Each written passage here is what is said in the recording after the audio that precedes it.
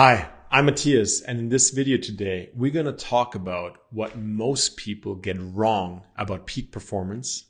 We're going to dive into the number one thing that you can do to shift your energy and focus instantly. And we're going to talk about how to stay in flow daily. And also, I'm going to reveal Bruce Lee's biggest secret to living your best life.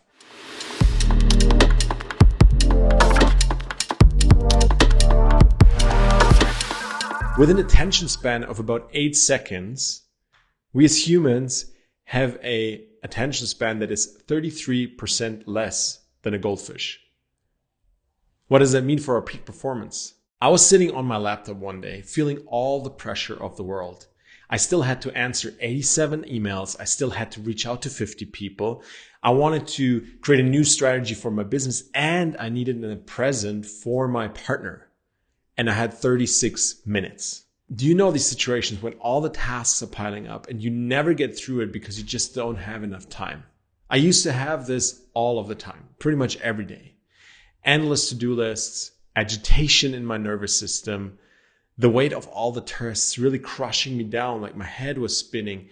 And I was thinking, wow, how can I actually get anything achieved? Because I was all the time trying to declutter my mind instead of actually getting things done. So I was thinking about all my tasks, but I was not really doing the things in order to get the things done because something inside of me was really blocking me.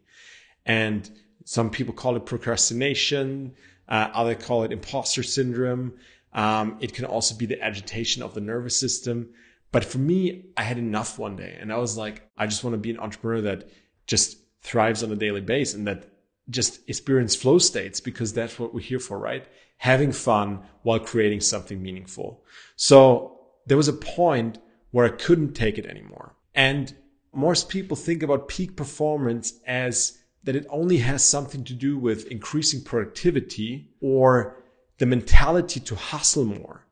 But what I've actually found is that this is only a little part of the equation, and oftentimes even detrimental to the success and to the performance that we are living on a daily basis. So I had a client who outworked everybody, right? He was always the one with the highest work ethic. He wasn't the smartest guy in the room, but he was the one who worked the hardest.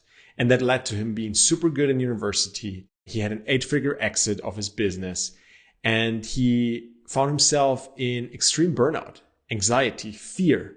So actually the working harder, the motivation, all that he put in was detrimental to his peak performance because he didn't feel like he was in peak performance. He felt like he was actually burnt out, exhausted, depleted from all the work.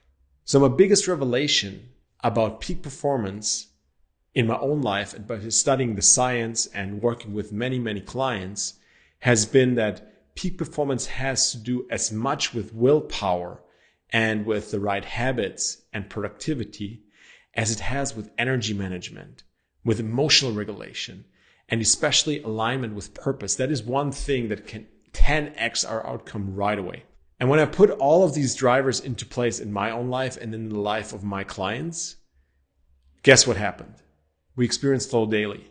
I experience flow daily. We create the right exquisite cocktail of neurotransmitters in our brain so we can actually thrive and feel in peak performance states, feel in emotional states that are clear, calm, and confident execution, a meaningful direction, a joyful work ethic, high energy states without burning out. I would love to hear from you. What do you think? What is peak performance for you?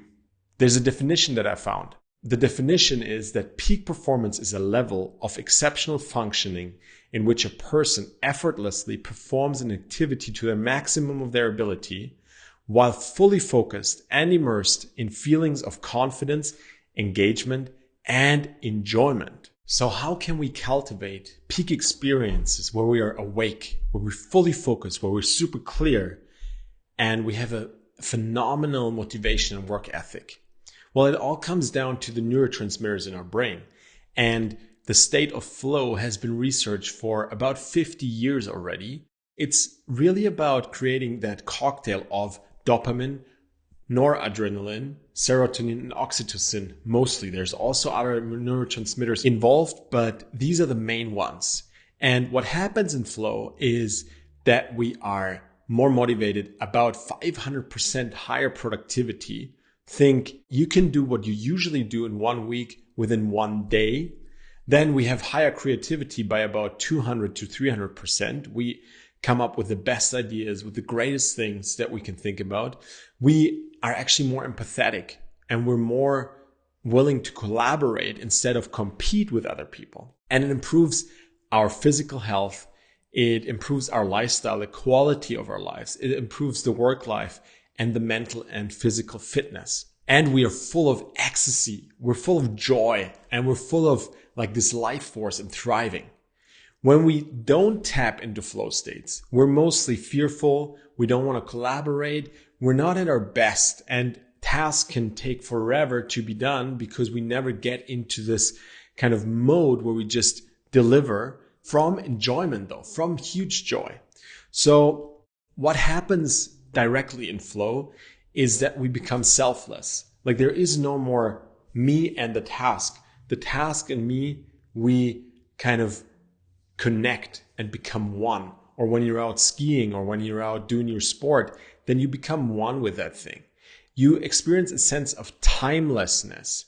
This timelessness feels like the whole 3 hours that you've been in flow could feel like 10 minutes, or they could feel like a lifetime because you got done so much if you know what brings you into flow, which we'll get to in a minute. Then you feel effortless, like everything is just easy. There's no pushing, there's no hard kind of task that you need to really force yourself to do. Everything flows effortlessly.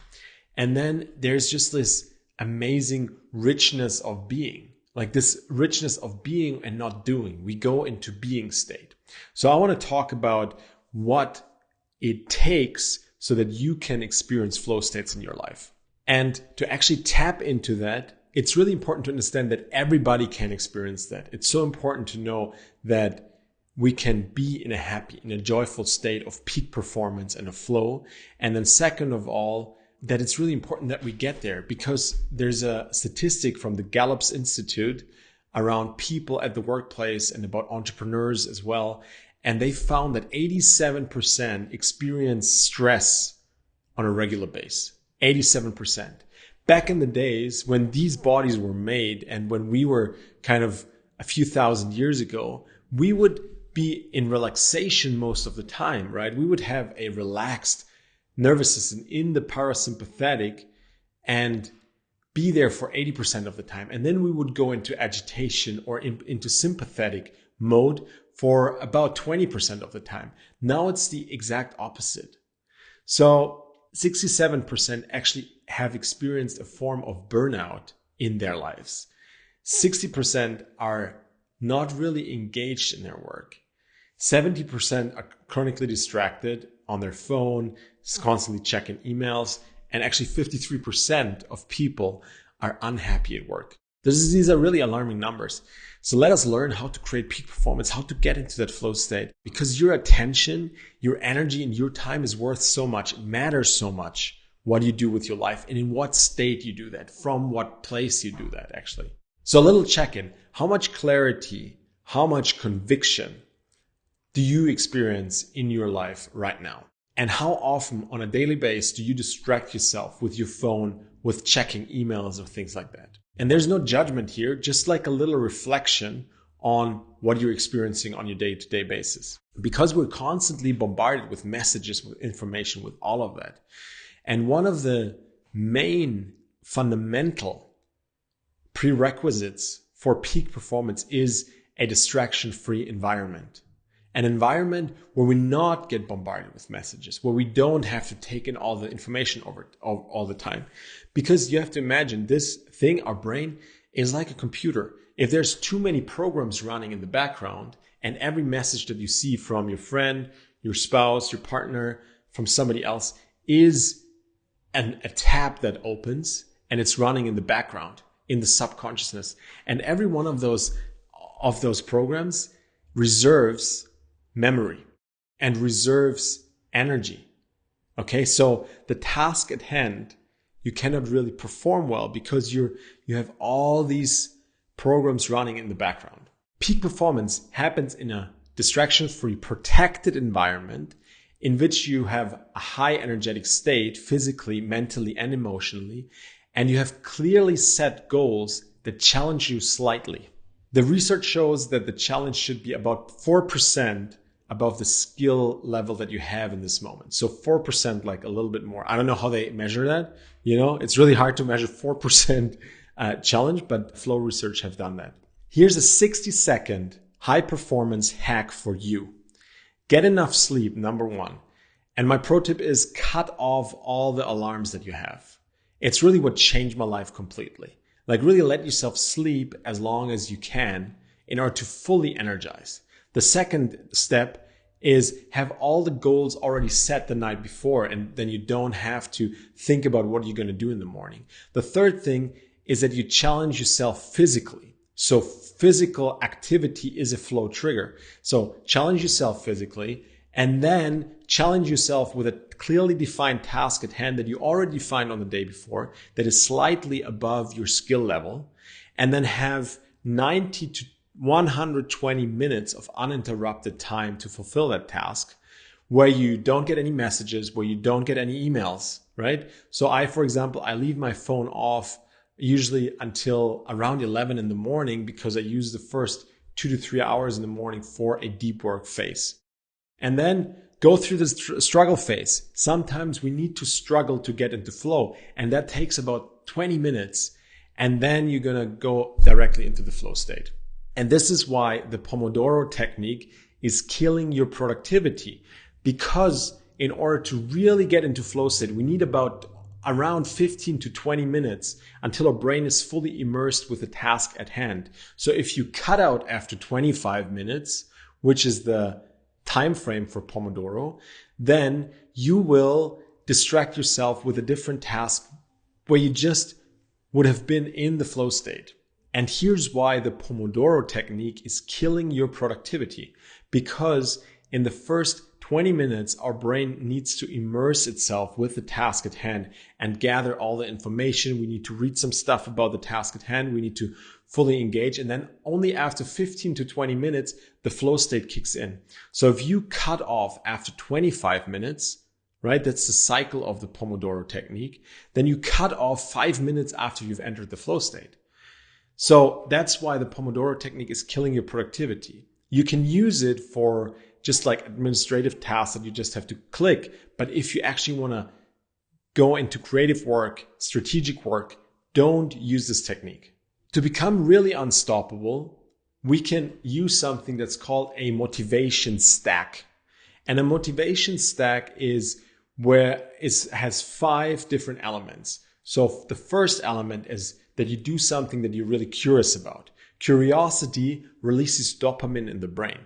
And this is important because it's one of the most driving, expansive, forward-moving neurotransmitters that we have. Every time you scroll on your phone, that's why social media is so addictive, you get a hit of dopamine. But if you actually have something that you're really curious about, like something that will also drive you forward in your life, in your business, then you can spark that curiosity and you can spark that dopamine. The second kind of stack is stack it with your passions. Do something that you're really good at and that you love doing. So for example, you're interested in a certain topic, right? Like for example, AI. And then you use this topic because you're so curious, you have dopamine released and you're really passionate about writing. So when you then start writing, and while, for example, you have your dog around, which is another passion of yours, being with your dog, then you release a lot of more dopamine. And actually then comes the third stack, which is give it some form of meaning, give it some form of, this is for something bigger than me. If you do it for something bigger than yourself, that you, for example, want to share this knowledge with the world because you think it's so important that people learn about the AI, then you get a sense of meaning. And that meaning in our brain is translated to noradrenaline, which is a forward driving neurotransmitter that lets us take action. And you will get oxytocin, which is the neurotransmitter in our brain that makes us feel connected with other people. So, and if you think about something, a meaningful task that you really love to do, and you connect it to the task that you have at hand, and you have like a goal for a lot of more people, you release this connecting neurotransmitter, which then relates to a higher flow state. The fourth stack is really around autonomy. Research has shown that autonomy is super, super important for us. We need to feel like the task at hand that we're doing or the things that we engage with in life is our own decision. If we feel pressured, then we will always act from fear. Then we will always shrink and come into a state of contraction instead of this expansive state and the peak performance state. And then the fifth one is really mastery. So dedicate yourself to something that you want to master over time.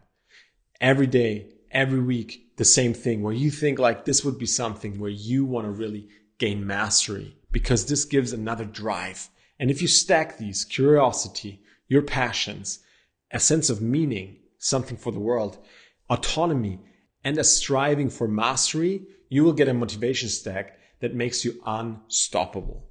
If you want to win your day, then check out Bruce Lee's biggest secret around living your best life. First, do a morning check-in. And he reminds us that the biggest opponent we have is not the enemy out there, is not the other person, is not the competitor in the market. The biggest opponent is in here. It is that voice that's telling us what we can and what we cannot do, who we are and who we are not.